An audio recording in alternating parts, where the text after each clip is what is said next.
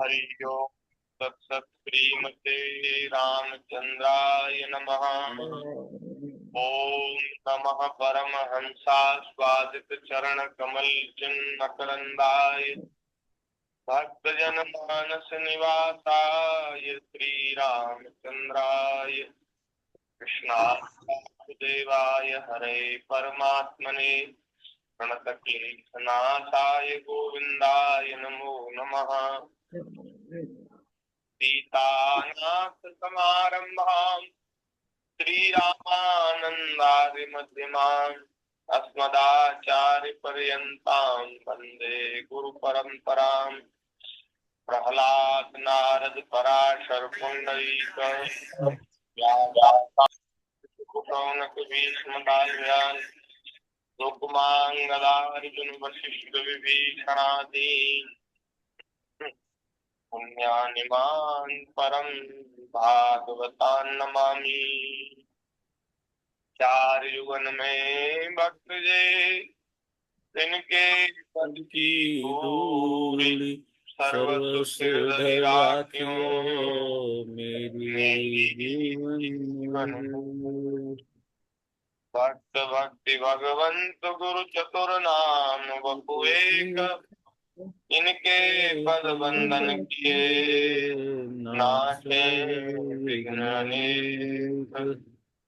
श्री राम जय राम जय राम श्री राम जय राम जय जय राम। श्री राम जय राम जय राम जय जय राम। श्री राम जय राम जय जय राम। श्री राम जय राम जय जय राम। श्री राम जय राम जय जय राम। श्री राम श्री राम जय राम जय जय राम। श्री राम जय राम जय जय राम। सीताराम जय सीताराम। ताराम जय सीताराम। सीताराम जय सीताराम। सीताराम जय सीताराम। राधे श्याम जय राधे श्याम। राधे श्याम जय राधे श्याम। राधे श्याम राधे श्याम जय राधे श्याम। राधे श्याम जय राधे श्याम। जय जय श्यामा जय जय श्याम। जय जय श्री वृंदावन धाम। जय जय श्याम जय जय श्यामा जय जय श्याम। जय जय श्री वृंदावन धाम। जय गौ माता जय गोपाल भक्त वत्सल प्रभु दीन दयाल। जय गौ माता जय गौ माता जय गोपाल भक्त वत्सल प्रभु दीन दयाल। गौ रक्षा करो हे नंदलाल। गौ रक्षा गौ रक्षा करो हे नंदलाल। गाय सुखी हो हे गोपाल। गाय गाय सुखी हो मेरे गोपाल। श्री राम जय राम जय जय राम। श्री राम जय राम जय राम जय जय राम। जय राम जय जय राम। श्री राम श्री राम जय राम जय जय राम। बोलिए श्री सीता रामचंद्र भगवान की जय। की जय। श्री जानकी वल्लभ लाल की जय। श्री राधिका वल्लभ लाल की जय। जय श्रीमद् भागवत महापुराण की जय। की जय। जी महाराज की जय। जय व्यास भगवान की जय। जय परीक्षित जी महाराज की जय। जय की जय। अब की जय। जय भक्तन की जय। जय जय माता की जय। जय जय जय श्री श्री राधे। राधे जय जय श्री सीताराम। सीताराम हर हर महादेव। नारायण नारायण नारायण। नारायण हरि शरणम।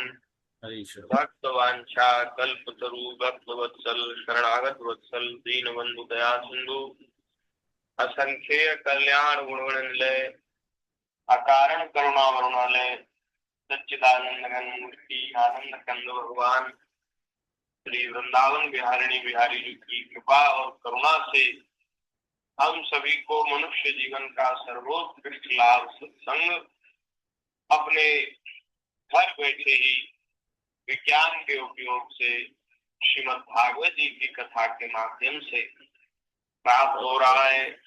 ये भगवान की विशेष कृपा है, बहुत कृपा है। जय हो। ऐसा संयोग बना है कि हम नित्य ही श्रीमद् भागवत जी की कथा कहकर सुनकर अपने समय को सार्थक कर रहे हैं, अपनी वाणी को धन्य एवं श्रवणों को सफल बना रहे। तो श्रीमद् भागवत जी में दसम स्कंध उसमें 46वें अध्याय की चर्चा हम लोग कर रहे थे। इसमें 46वां अध्याय हो गया है। 43वें अध्याय की चर्चा आज करनी। 43वें अध्याय का विषय है उद्धव तथा गोपियों की बातचीत और उसी विषय में भ्रमर गीत। भ्रमर गीत जो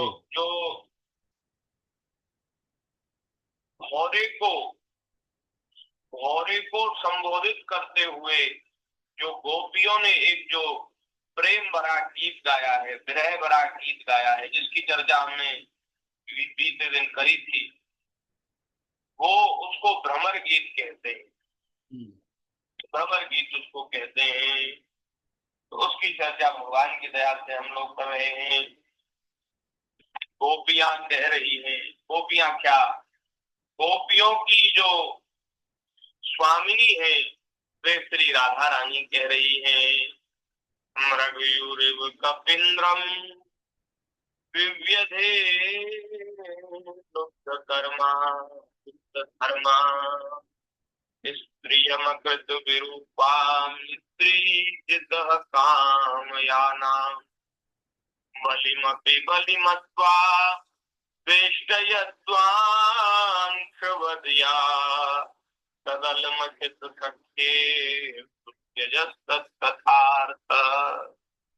आहा, अंतिम दिन हमने स्मरण किया कि श्री राधा रानी कह रही हैं कि अरे भोरे, तू हम लोगों के सामने इनके गुणों की चर्चा मत कर। हम जानती हैं ये कैसे, ये कपटी हैं और इनका विश्वास जो है अब हम तो नहीं करेंगी। हम लोगों को तो इनकी बात सब पता चल गई है, पोल पट्टी इनकी हमारे सामने खुल गई है। तो तू अब हमारे सामने इनकी प्रशंसा मत कर।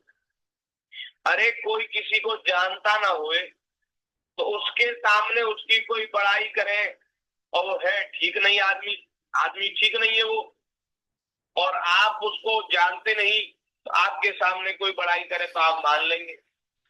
यदि आप जानते हैं उसको कि वह आदमी अच्छा नहीं और ये बड़ाई कर रहा है व्यक्ति, तो उसकी वो प्रशंसा भरी बातें, वो महाराज उनका कोई मतलब नहीं, बेकार है।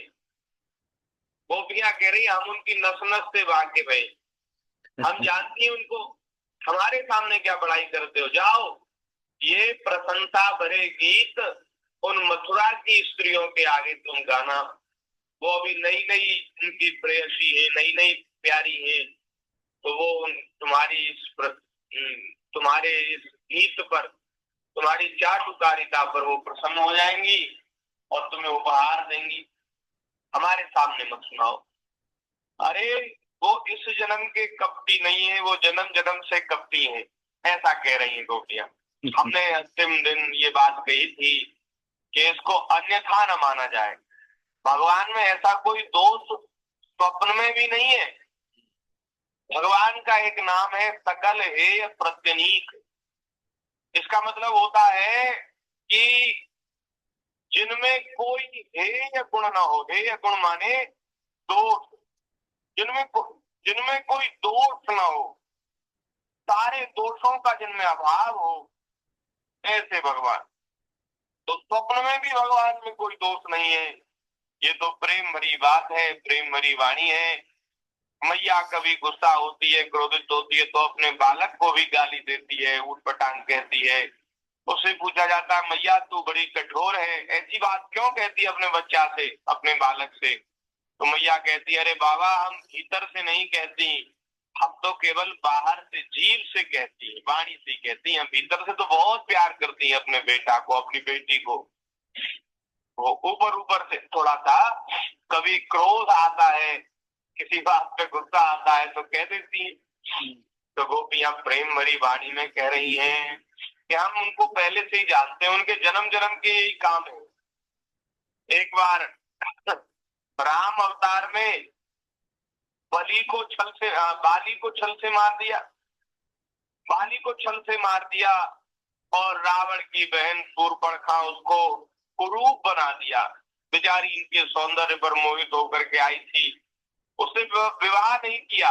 अरे विवाह नहीं किया तो कोई बात नहीं, कम से कम किसी और से विवाह कर लेती, इस लायक तो छोड़ देते। उसके नाक कान काट करके कुरूप बना दिया। ऐसे काम है इनके, इनके लक्षण ठीक नहीं है।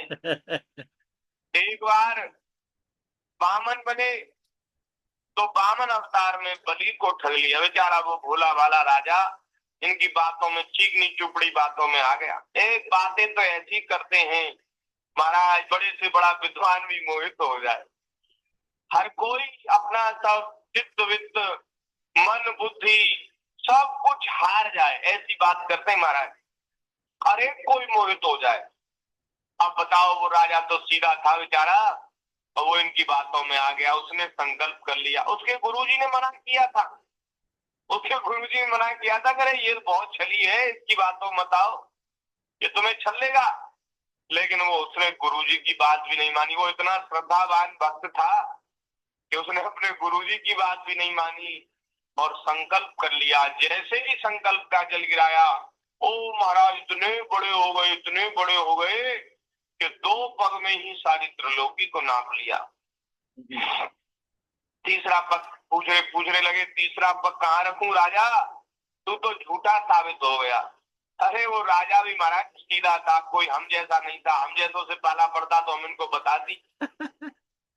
राजा भी सीधा था, उसने कहा महाराज आप तीसरा चरण मेरे मस्तक पर रख दीजिए। अगर हम होती तो कहती वाह भाई वाह, बहुत अच्छा काम किया आपने, छोटे से बामन ब्राह्मण के रूप में तुम आए, जिस स्वरूप से तुमने संकल्प लिया है उसी स्वरूप से हम भूमि देंगे, नहीं तो नहीं देंगे, हम अपना संकल्प वापस लेती है। गोपियां कहती है बताओ, सीधे साधे राजा को ठग लिया।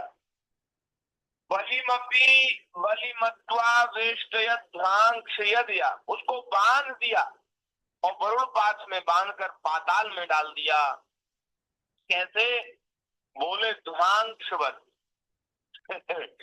बोले जैसे कौए को कुछ बलि भोजन कराओ, तो बलि देने वाले को अपने अन्य साथियों के साथ मिलकर घेर लेता है और परेशान करता है। एक तो उसको खाना खिलाओ कौए को, और फिर वो महाराज कांव कांव करके घेर और लेता है आदमी को।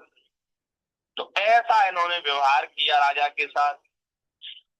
तो अब यहाँ बड़ी सुंदर बात है, इसी बात पर हमने विश्राम किया था। तो बोले उद्धव जी ने कहा अथवा उस भ्रमर ने कहा कि अरी देवियों, जब प्राण प्यारे श्याम सुंदर ऐसे ही हैं, तुम्हारा उन पर विश्वास नहीं है, तो उनकी कथा क्यों कहती सुनती हो, क्यों उनका स्मरण करती हो, क्यों उनका नाम लेती हो, उनकी चर्चा क्यों करती हो। तो वे कहती अरे भ्रमर, हम सच कहती हैं कि उस कथा को हम नहीं छोड़ सकती। क्योंकि एक बार जिसे उसका रस लग जाता है, ध्यान दीजिए, भगवान की कथा ऐसी है, भगवान की चर्चा ऐसी है कि जिसको एक बार उसका रस लग जाता है वह और सब कुछ तो छोड़ सकता है, लेकिन भगवान की चर्चा नहीं छोड़ सकता। नहीं छोड़ सकता। हम तो विवश हो गई हैं, अब न चाहते हुए भी उनका नाम लेती हैं, उनका स्मरण करती हैं, उनकी कथा सुनती हैं, उनकी चर्चा करती हैं। हमारा मन जो है वो हमारे बस में नहीं है, क्योंकि इसको उसका रस लग गया है। अब आगे का श्लोक तो और भी अधिक सुंदर है, क्या कहना। वे श्री किशोरी जी कह रही हैं, यद अनुचरित लीला पीयूष विप्रुट शक्रदन विभूत द्वंद्व धर्मा विनष्टा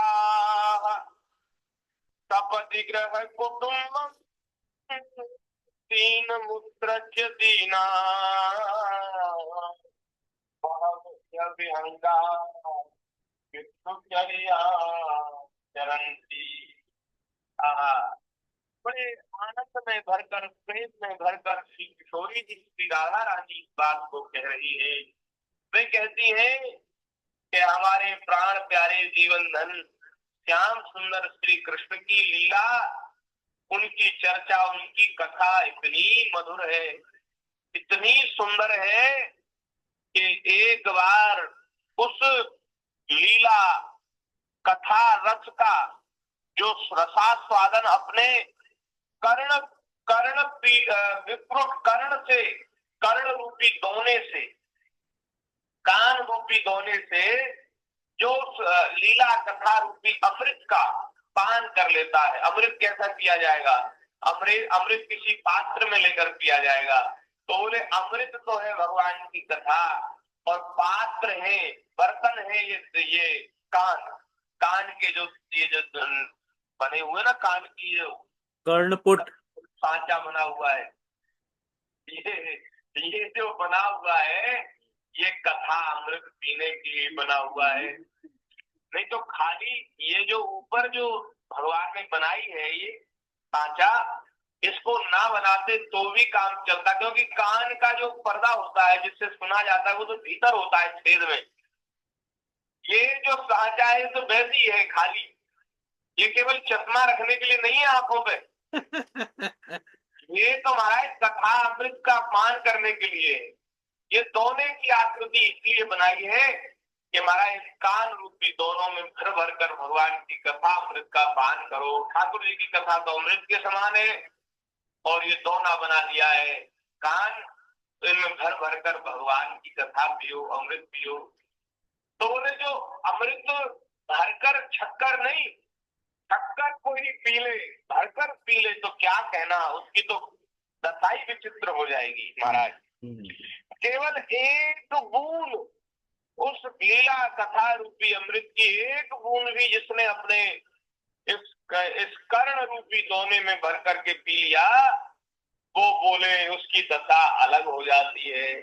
वो संसार के किसी काम का नहीं रहता महाराज, उसके सारे द्वंद्व छूट जाते हैं, उसके द्वंद्व छूट जा, राग द्वेष सुख दुख आदि जो द्वंद्व है, भूख प्यास आदि जो द्वंद्व है, हर्ष शोक राग द्वेष भूख प्यास, ये जो शरीर के धर्म है वो छूट जाते हैं। क्या कहना भैया। भगवान के भजन में जिसका मन लग जाता है उसको फिर भूख प्यास उसकी निवृत्त हो जाती। ये तो शुरू शुरू में बात कही जाती है, जो भजन में लगते हैं तो शुरू शुरू में बात कही जाती है कि भूखे भजन ना हो गोपाला, ये ले वो अपनी कट्ठी माला। जो शुरू शुरू में भोजन भट्ट भजन में लगते हैं ना, तो वे तो माला करते हैं और वो घड़ी देखते रहते हैं कि कब पूरी होए, कब समय पूरा हो और जाकर के पंगत में बैठ जाए, भोजन कर ले, प्रसाद पा ले। पर जिसका मन भगवान के भजन में, स्मरण में, चिंतन में लग जाता है ना, फिर उनको समय का भान नहीं रहता महाराज। ऐसे ऐसे महापुरुष हुए हैं जिन्होंने बहुत कम आहार लेकर रात दिन अहर्निश भजन किया, अहर्निश भजन किया। आप तो सोचते हैं कि ऐसा कैसे कर लिया। एक हमारे श्री राधा कुंड में एक महात्मा हुए ब्रज में, श्री रघुनाथ दास गोस्वामी जी महाराज। वाह, क्या कहना उनकी रहनी। वो महाराज केवल छाछ पी करके, और छाछ भी कोई सेर दो सेर नहीं, 250 ग्राम छाछ, एक कटोरी छाछ पी करके वो रात दिन भजन करते थे महाराज। और न अन्न आहार, न फलाहार, न कुछ और, केवल छाछ लेकर के वो महाराज रात दिन भजन करते। 1 घंटा मुश्किल से सोते थे रात में। आहार यदि कम किया जाए तो फिर निद्रा भी कम आती है, भूख नींद नहीं आती फिर ज्यादा। तो आहार से ही बहुत ज्यादा नींद आती है। अथवा जो तमोगुणी जिसका स्वभाव, उसको नींद ज्यादा आएगी, उसको तो भूखे ही नींद आने लगेगी। लेकिन जो शुद्ध सतोगुणी स्वभाव के हैं उनकी भूख भी कम हो जाती है, नींद भी कम हो जाती है। तो वो महापुरुष महाराज, उनका चरित्र अद्भुत चरित्र। वो केवल इतना आहार लेकर के रहते थे। और भैया ये तो चलो पुरानी बात है, 200 300 400 साल पुरानी बात है। अभी भी ब्रज में ऐसे महापुरुष हैं जो एक बार कुछ रूखा सूखा पा लिया और रात दिन भजन करते हैं। श्री बरसाने में श्री विनोद बाबा महाराज, उनकी रहनी बड़ी विलक्षण है। सुबह 2 बजे, सवेरा तो महाराज 4-5 बजे होता है, रात में 2 बजे, रात में 2 बजे सैया का त्याग कर देते हैं और 3 बजे भजन के आसन पर बैठ जाते, भजन करने के लिए बैठते हैं। कितने बजे उठते हैं? 2 कितने बजे। बजे? 2 बजे। 2 बजे तो जगते हैं, 3 बजे भजन पे बैठ जाते, भजन करने का के आसन से कितने बजे उठते हैं बताए? 3 बजे के बैठे बैठे दोपहर में 3 बजे भजन के आसन से उठते हैं। ओहो, जय हो, जय हो। हम लोग तो आश्चर्य करेंगे, बताओ। कोई बाल भोग नहीं, कोई राजभोग नहीं, कोई कुछ नहीं, न फलाहार, कुछ नहीं लेते। 3 बजे उठेंगे दोपहर में, और फिर 3 बजे उठने के बाद फिर अपना कुछ पूजा पाठ नित्य नियम करके तुलसी जी का वंदन अर्चन करके फिर 4 बजे भोजन प्रसाद पाते एक बार। फिर प्रसाद पा करके फिर बरसाने की परिक्रमा के लिए निकल जाते। परिक्रमा करके आएंगे 7 बजे तक, 7:30 बजे तक। फिर स्थान में कीर्तन होता है 11-12 बजे तक। ऐसा नहीं कि रात में फिर संध्या को 8 बजे सो गए, नहीं।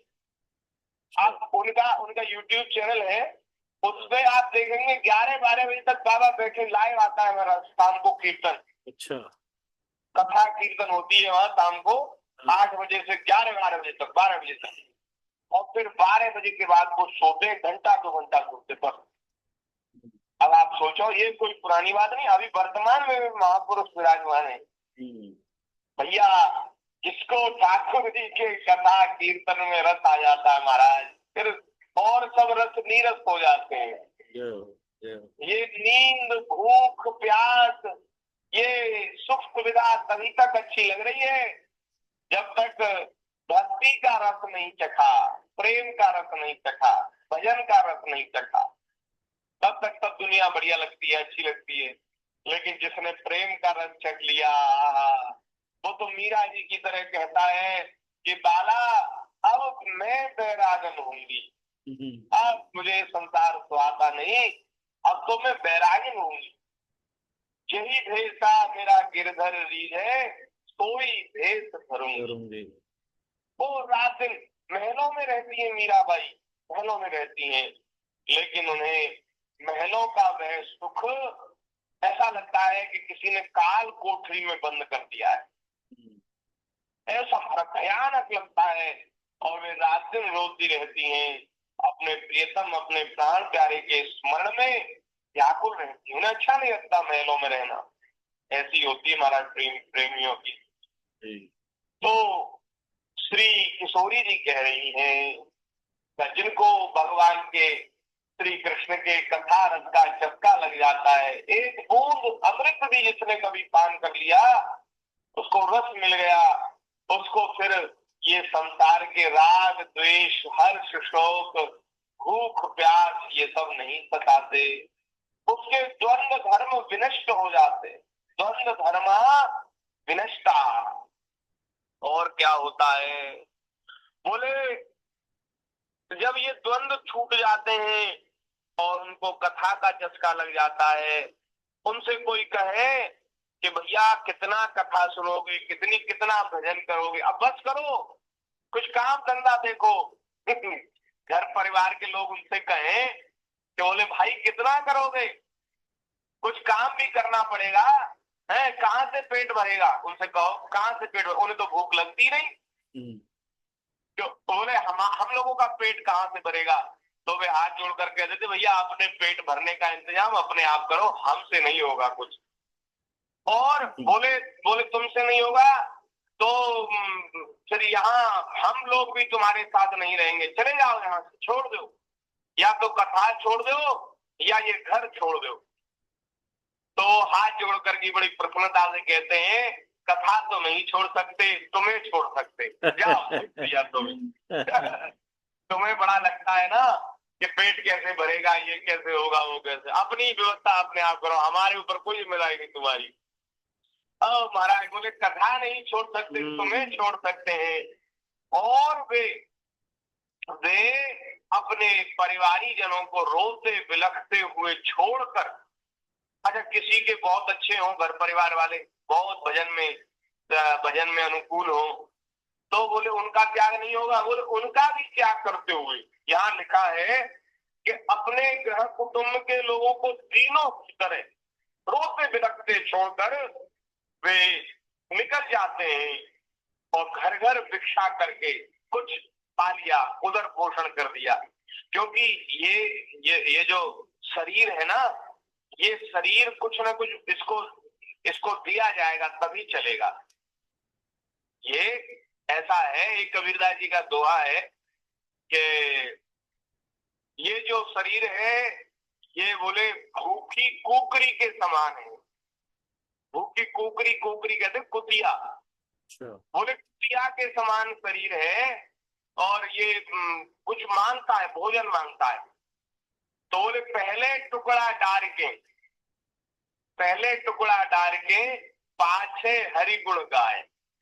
बोले इसको कुछ टुकड़ा डाल दो रूखा सूखा, कोई भाई कुत्ता कुतिया को कुछ डालना होता है, उसको भूख लगी है तो कोई बहुत बढ़िया उसके लिए ऐसा थोड़ी नहीं सोचा जाता कि अरे इसको बढ़िया रोटी चुपड़ी हुई रोटी हो, कुछ साग सब्जी भी हो, कुछ चटनी भी हो, कुछ रायता हो, है कुछ पापड़ हो, सलाद हो, फिर कुछ मीठा भी हो, ऐसा थोड़ी किया जाता है।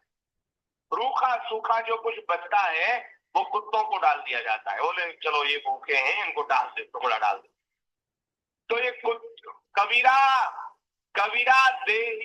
कबीरा देही कुकरी और कबीरा देही कुकरी और संग में दीनी लगाए। बोले साथ में लगा दी है भूख शरीर के, और बोले ये इसको टुकड़ा डाल के पाछे हरि गुण गाए, फिर खूब भगवान के गुणों का गान करो। तो वो क्या करते हैं, जिनको भगवान की कथा का चस्का लग जाता है, रस मिल जाता है, बोले वो सब अपने परिवार का भी त्याग कर देते हैं। ये जो संत महापुरुष होते हैं ये अपना घर कुटुंब परिवार सब छोड़ देते हैं। ऐसा क्या सुख मिल गया इनको? भाई हम लोगों को ये छोड़ना तो बड़ा कठिन है। हम लोग तो सोचते हैं कि कैसे होगा, हमारा गुजारा कैसे होगा, और हमारे बिना इनका गुजारा कैसे होगा, ऐसे ऐसी चिंता रहती है। और जिस सुख सुविधा से हम लोग यहाँ रहते हैं अपने घर में, ऐसी सुख सुविधा कहाँ मिलेगी? गरम गरम रोटी कहाँ मिलेगी? हाँ, महात्माओं को गरम रोटी नसीब नहीं होती, वो तो रूखी सूखी ठंडी ठंडी रोटी मिलती है। आश्रमों में आप देखो, जब रोटी सब सिक जाती है और ठाकुर जी को भोग लग जाता है, ठाकुर जी को भोग लगने में भी आधा घंटा लगता है और रोटी तो सिक गई। तो महाराज सर्दियों में तो एकदम ठंडी हो जाती है रोटी, तब फिर महात्मा रोटी पाते हैं। हमने तो खूब आश्रमों में प्रसाद पाया है, ठंडी रोटी मिलती है। पूड़ी पूड़ी तो कभी कभी गरम मिल जाती है भंडारे में, पूड़ी तो मिल जाएगी गरम, पर रोटी नहीं मिलेगी गरम, रोटी तो ठंडी मिलेगी। तो महाराज आप बताओ, गरम गरम रोटी घर में तो बढ़िया रोटी पाते हैं, जैसा मन करता है वैसा खाते पीते हैं। अब महात्मा होवे तो फिर किसी से कह भी नहीं सकते कि भाई हमें ये खाना है, हमें वो खाना है।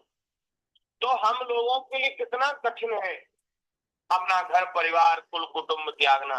ये महापुरुष जो त्याग देते हैं, उनको ऐसा क्या मिल गया जो ऐसी सब सुख सुविधा भरा ये जो इनका जीवन था वो सब छोड़ दिया, त्याग दिया?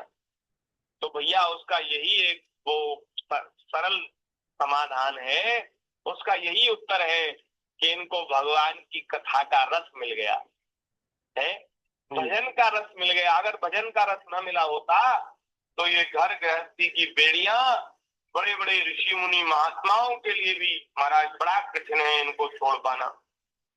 ऋषि मुनि भी इन गृहस्थ की बेड़ियों में बंधे रहते हैं, तो किसी कोई भाग्यशाली जीव इनको जो तोड़ पाता है तो उसको जरूर भगवान के भजन का कुछ रस मिल गया होता है, तभी तो होता है। तो बोले महाराज भिक्षुचर्याम चरंती, सबको छोड़ छाड़ के और फिर भिक्षुचर्या भीख मांग करके कुछ पा लेते हैं, भोजन कर लेते हैं और विचरण करते हुए भगवान का स्मरण करते हुए लीला कथा का गान और श्रवण करते हुए अपना जीवन बिताते हैं। तो वो श्री गोपियां कह रही हैं, श्री राधा रानी कह रही हैं, भगवान 2 मिनट शेष हैं। अरे बड़ी जल्दी हो गया समय पूरा। हाँ। श्री गोपियां कह रही हैं यही दशा हमारी हो रही है, हम लोग भी श्री कृष्ण के गुणानुवादों का कथन श्रवण नहीं छोड़ सकते। आप बोलिए भक्त वत्सल भगवान की जय।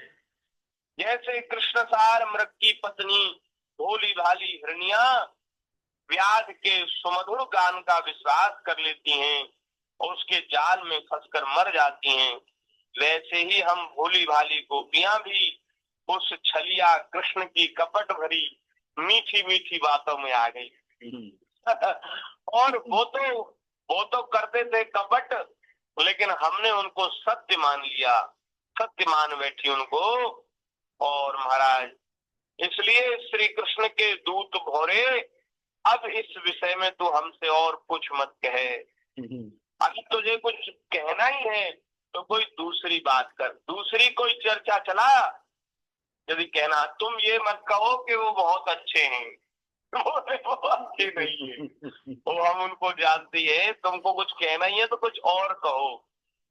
हाँ, मथुरा की बात सुनाओ, हैं वो हमारी सौतों के साथ क्या क्या लीला कर रहे हैं वो सुनाओ। हमको याद करते हैं, हमारे लिए बेचैन हैं, व्याकुल हैं, ये सब बात हमारे सामने मत करो। बोलिए भक्त वत्सल भगवान की जय। बस आज की चर्चा को यहीं विराम करते हैं, फिर आगे की चर्चा यथामति यथा समय करेंगे।